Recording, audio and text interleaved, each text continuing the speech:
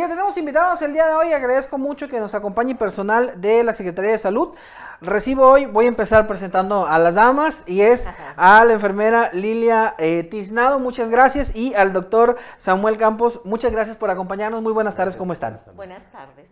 Doctor. Muy contentos. Bien, es un placer estar aquí con ustedes.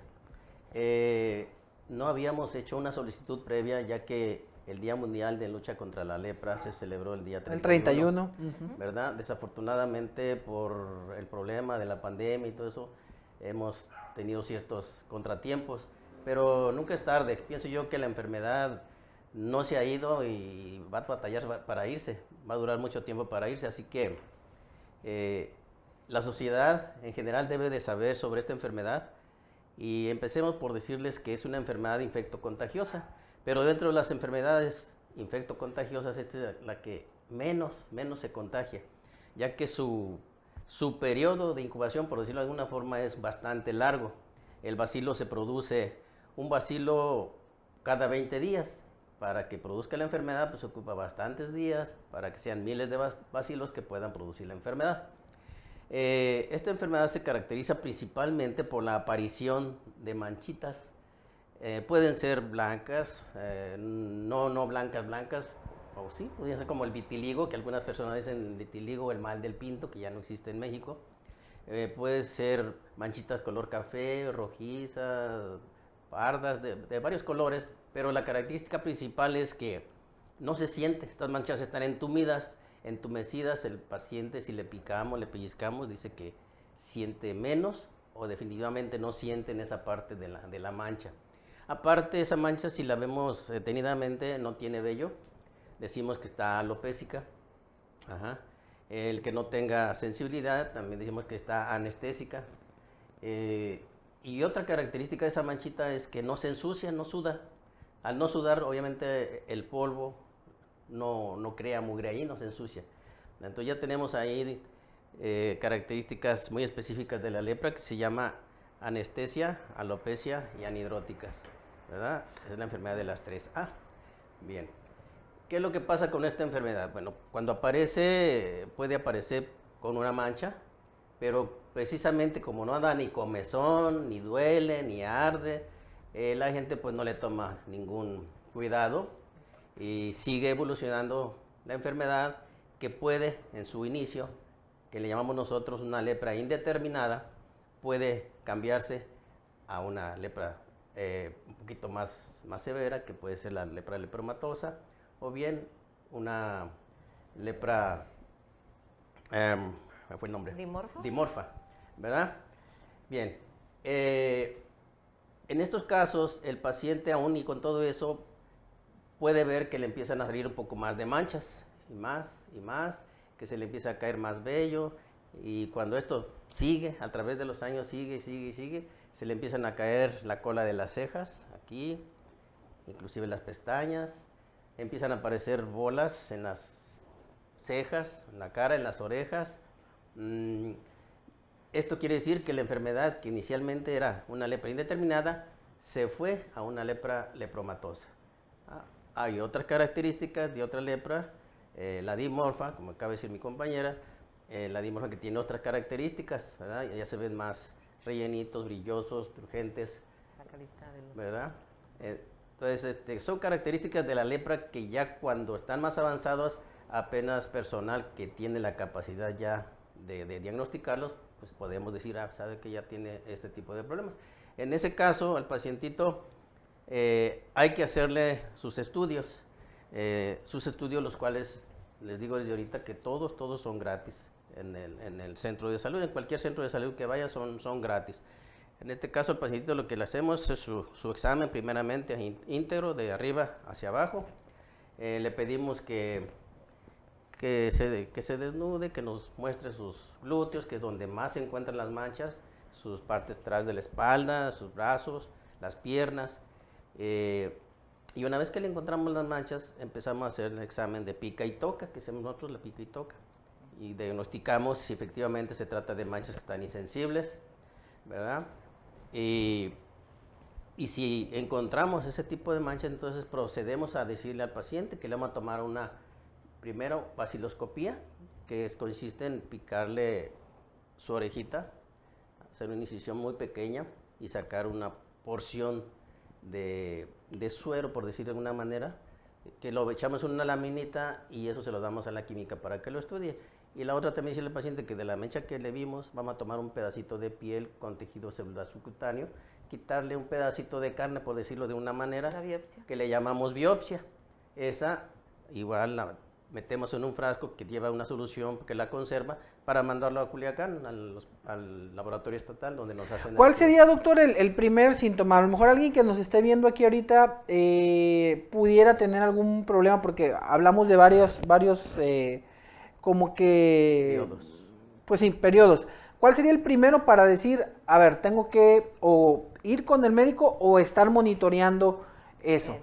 Generalmente le pedimos al paciente, ahorita les decimos en este momento, cuando se estén bañando, tengan la precaución de cuando se pasan la esponja o lo que utilicen para bañarse, en esas partes a veces dicen, siento aquí como que tuviera entumido, o sea, no siento igual en el resto de la parte del cuerpo.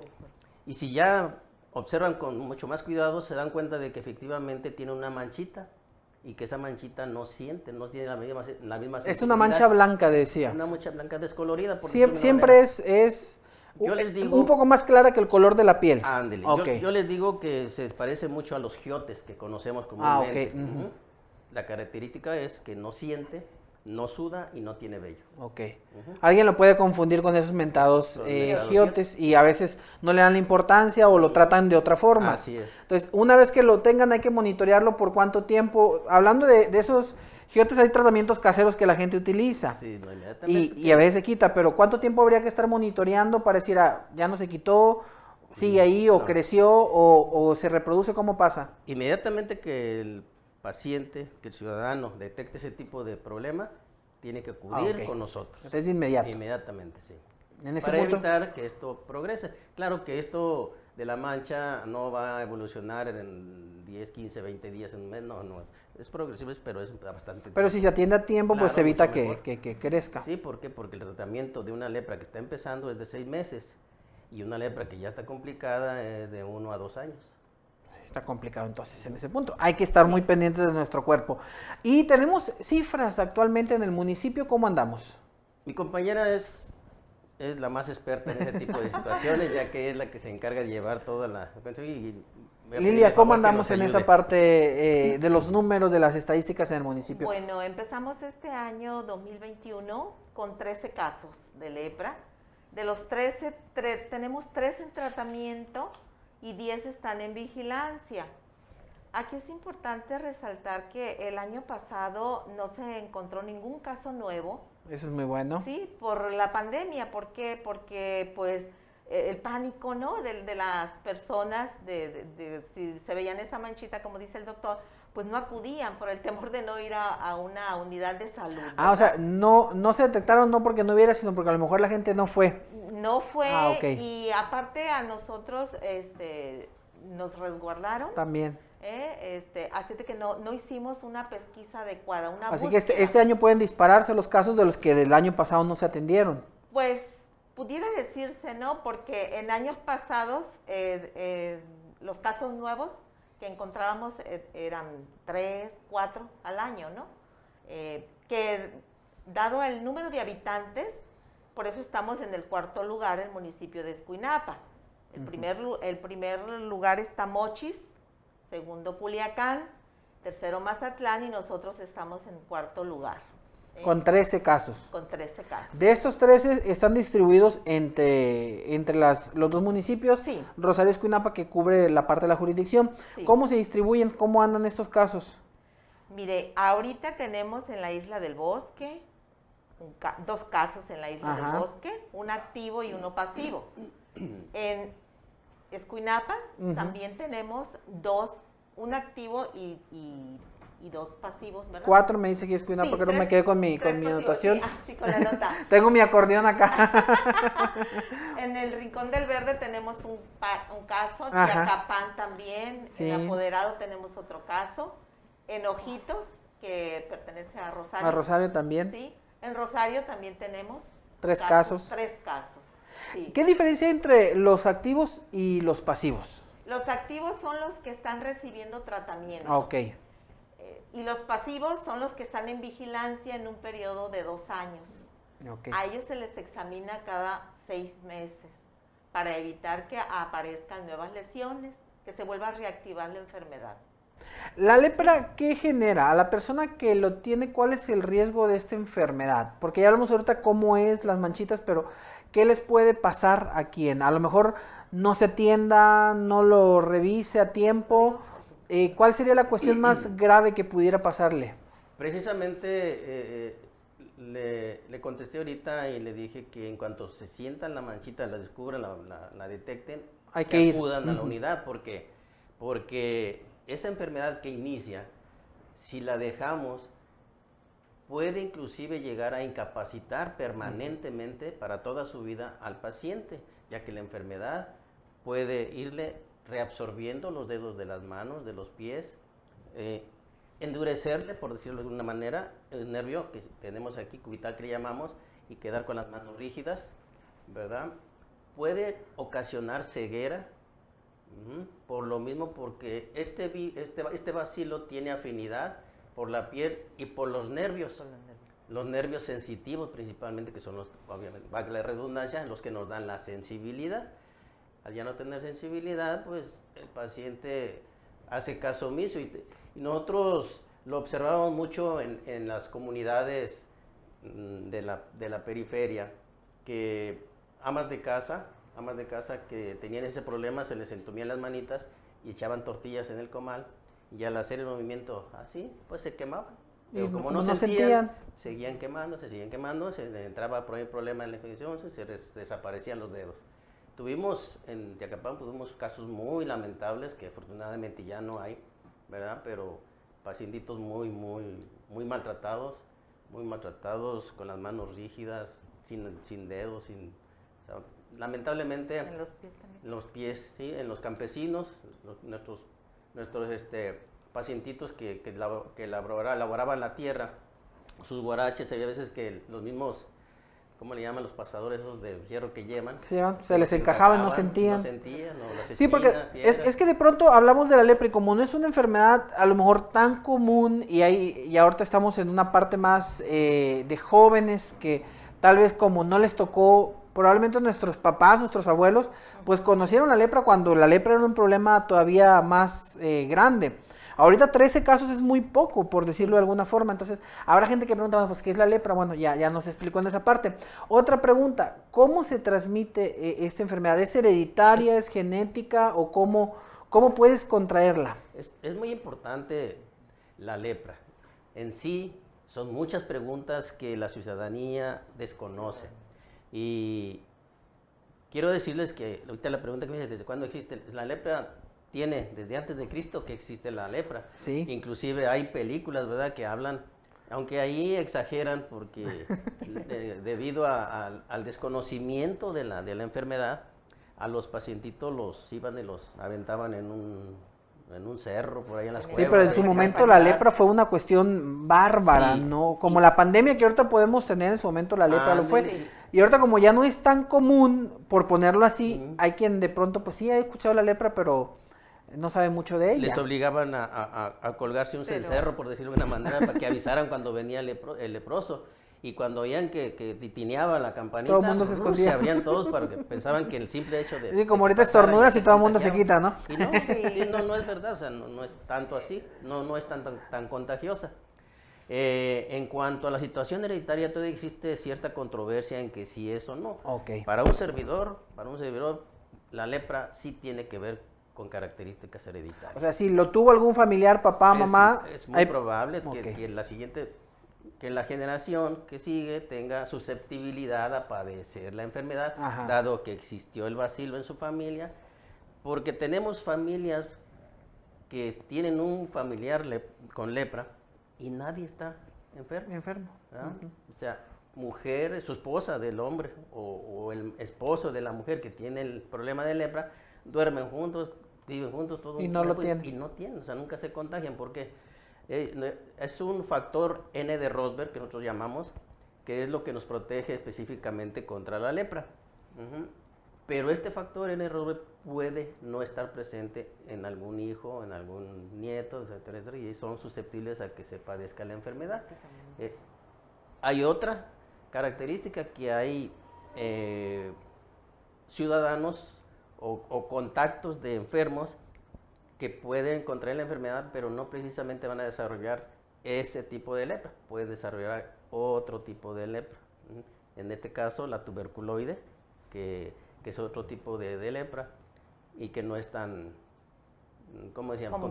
Tan bacilífera, que no avienta tantos bacilos, pero que en su momento también es muy grave. Muy peligrosa, muy grave, pues. Sí, porque da muchas reacciones. ¿Se puede entonces contagiar por tocar a alguien que tenga...? No. ¿No pasa en esa parte? No. La característica tiene que tener mucho tiempo conviviendo con el enfermo, y siempre y cuando el enfermo no esté en tratamiento. Okay. Y ya habíamos hablado que incluso hay esposas, hay parejas de personas que conviven con ellos y no están enfermos. Lilia, ¿quería comentar algo? Sí. Eso, precisamente, ¿no? Que la literatura no lo marca, que sea hereditaria ni que sea familiar, eso es importante.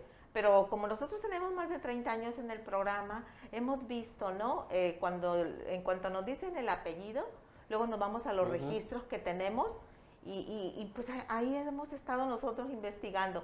Claro, usted sabe que para poder decir, ay, es familiar, tenemos que hacer todo un protocolo de investigación, ¿no? Así es. Pero pues no. O sea, no podemos decir que sea hereditario. Sí los vuelve susceptibles, pero no es hereditario a que tenga que ser de rigor que si el papá tuvo, un hijo tendrá que tener o un nieto. No, puede pasar, puede no pasar. Y la convivencia, pues en su momento, si el paciente está tratado, pues tampoco no hay un riesgo. El llamado sería aquí es a que en cuanto detecten alguno de los síntomas que comentamos, principalmente el tema de la manchita, sin sensibilidad, acudir de inmediato al centro de salud. Yo aquí quiero hacer hincapié en otro punto que también me salté al inicio que quería comentar. Para nosotros es muy importante que nos hayan regresado la jurisdicción sanitaria aquí a Escuinapa, ya que tenía bastantes años que se la habían llevado, ¿verdad? Y los recursos económicos no llegaban. Bien, cuando teníamos los recursos y teníamos una camioneta, teníamos mucha capacidad para ir a las comunidades a dar la consulta dermatológica. Un servidor y mi compañera Lilia nos desplazábamos y en esos recorridos descubríamos casos que estaban ocultos. ¿Por qué? Porque al saber que iba el dermatólogo, por decirlo de una manera, llegaba la gente y resulta que hemos detectado casos así. O sea que podría haber gente ahorita ahí en las comunidades principalmente que por la falta de estos recursos, de este acercamiento, pues pueden tenerlo y no se han dado cuenta. Así es. Muy lamentable. Bueno, pues el llamado para la gente que nos ve en Teacapán, en Palmillas, en Cristo Rey, en la isla, pues a que se peguen una revisadita y se acerquen con su médico de la comunidad, o si no pueden venir aquí ¿ustedes están en el centro de salud? Aquí en la jurisdicción. Aquí en la jurisdicción, aquí enfrente de la escuela, donde estaba el hospital viejo, Sí. ahí los pueden buscar a ellos y bueno, pues no se pierde nada, ¿no? Claro. Para detectarlo a tiempo y evitar que esto al final pues les merme la calidad de vida o se las acorte la vida también por no atenderse a tiempo. No recuerdo exactamente cuántos años, creo que mi compañera se va a acordar más de esa fecha. Se implementó un programa piloto aquí, que fuimos pioneros en hacer unas brigadas de, ¿cuántas eran? ¿2 personas? Eran 4. Cuatro Una personas. búsqueda intencionada, casa a casa. Y se les capacitó primeramente a esos elementos para que pasaran en las comunidades donde había casos previamente, que pasaran casa por casa haciendo las preguntas de si había así manchas y todo eso. Y detectamos también bastantes casos. Muchos. Pues muy buen trabajo. Muy buena. Pues yo les agradezco mucho el tiempo, sé que es un tema amplio, yo creo que vale la pena darnos la vuelta en unas semanas más, ya con algo más específico de la enfermedad, creo que podemos ir tomando como que puntos específicos y desarrollarlos, vale la pena que la gente se entere, uno, por los que a lo mejor no saben de la enfermedad y dos, por los que a lo mejor puedan tenerla o valga la pena y a lo mejor muchos al rato que se bañen ya se van a revisar. Entonces sería muy bueno para buscar y ayudar, porque habrá personas que tal vez en este momento digan, ay, yo tengo esa manchita y no les había puesto atención. Entonces es muy bueno y en temas de salud pues siempre la prevención es importantísima y qué bueno que ustedes nos compartan esta información. Algo muy importante, perdón. para que la gente no estigmatice al pacientito, que no lo esconda, que no Sí. lo el tratamiento es gratuito y se quita la enfermedad, se desaparece, ya es curable. Es curable. Entonces no le tengan miedo a algún enfermo, ni le tengan miedo a la enfermedad. Si usted por alguna razón presenta algún síntoma, acérquese y seguramente tendrá solución a su problema y no le afectará, que es lo más importante. Lilia, no sé si nos escapó algo. Estamos a sus órdenes en el Hospital Viejo, el compañero del doctor y yo. Revísense su cuerpecito, por favor.